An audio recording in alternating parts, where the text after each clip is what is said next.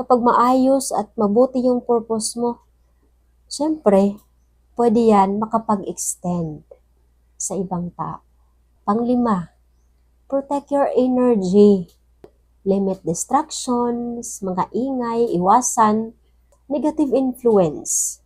A clear mind makes better decisions.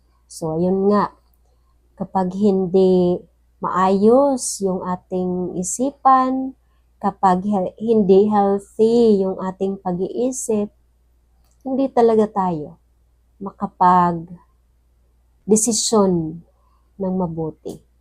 Kaya napakaganda yung topic natin ngayong araw, yung subject natin ngayong araw, para masimulan natin yung bagong taon. Masimulan natin ngayong bagong taon ang panibagong chapter ng ating pangarap.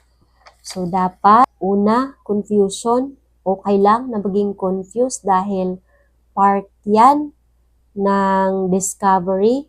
Pangalawa, stop trying to figure out everything at once. So kahit hindi mo alam, simulan mo kasi doon ka matututo sa simula at mga pagkakamali na yan. Pangatlo, clarify your priorities daily. Pang-apat, create structure through habits. At panglima, protect your energy.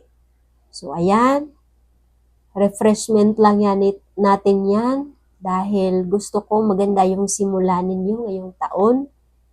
At sana may natutunan kayo sa episode na to.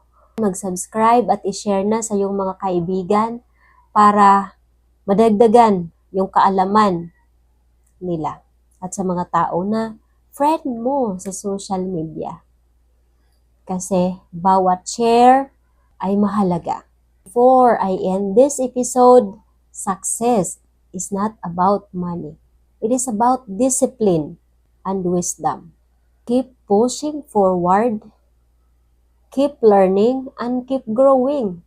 This is Gina Kalidog reminding you that your future is built today. See you!